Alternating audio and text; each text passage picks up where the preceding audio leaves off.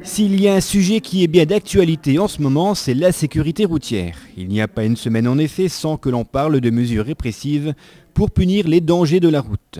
Les derniers radars fixes installés partout en France en sont des exemples concrets. Mais si la répression doit faire partie des mesures pour éviter les nombreux morts et blessés sur les routes françaises, l'information et la prévention ne doivent pas pour autant être négligées. C'est pour cette raison que dernièrement, sous l'initiative de la municipalité de Pierrevillers, a été organisée une soirée débat sur la sécurité routière. Vitesse et alcool, deux fléaux à combattre, c'étaient les deux thèmes de cette soirée. Le ministère et notamment notre gouvernement actuel se penchent depuis plus d'un an sur cette question qui est bien sûr la vitesse, l'alcool, etc. avec des mesures répressives énormes. C'est sûr que radicalement ça porte ses fruits, mais il serait quand même plus intéressant que les gens, par le biais du comportement, le côté citoyenneté, finissent par comprendre que sur la route on roule raisonnablement et on ne boit pas, quoi. Et c'était l'un des objectifs de cette soirée, sensibiliser les personnes sur leur comportement dès qu'ils prennent le volant d'une voiture.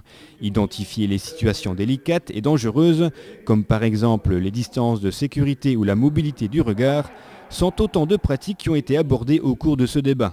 Des pratiques qui permettent d'éviter de nombreux accidents et qui permettent également d'éviter, dans certains cas, de rejeter la faute aux autres.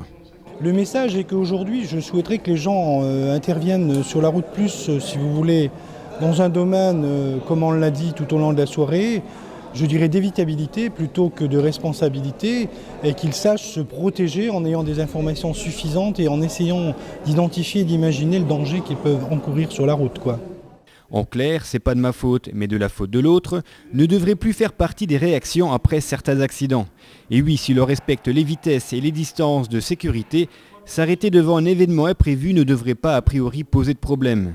C'est donc la question de la responsabilité qui était au cœur du débat, une responsabilité qui concerne chacun d'entre nous et pas seulement notre voisin. La sécurité aujourd'hui, c'est l'affaire de tous, ne serait-ce que si un de nos parents proches a un accident, et qu'il en subit des conséquences quelquefois irrémédiables et irréversibles, on en souffre irrémédiablement, quoi. Donc la sécurité sur la route, puisque tout le monde conduit, tout le monde partage la route, je pense que c'est l'affaire de tous. On ne peut pas se dire aujourd'hui indifférent ou pas concerné.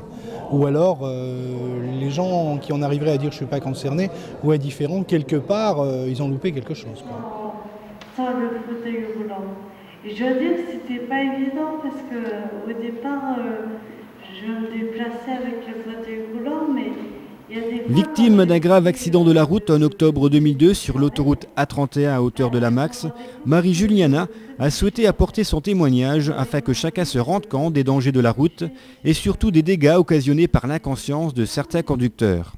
Dans le coma pendant 15 jours, c'est à force de courage et de volonté qu'aujourd'hui elle lutte contre les conséquences de cet accident. Des accidents et de ne pas vous en inquiéter.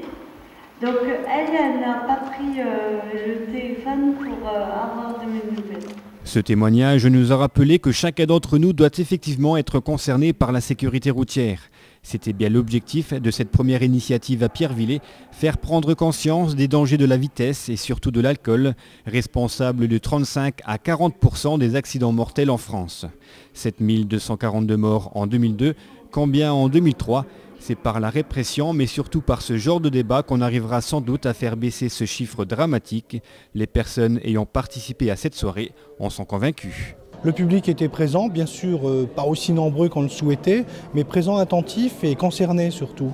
Maintenant, s'il y a un message qui passe, c'est que dans l'avenir, on puisse faire ce type d'animation avec beaucoup plus de monde, ça deviendra intéressant, quoi.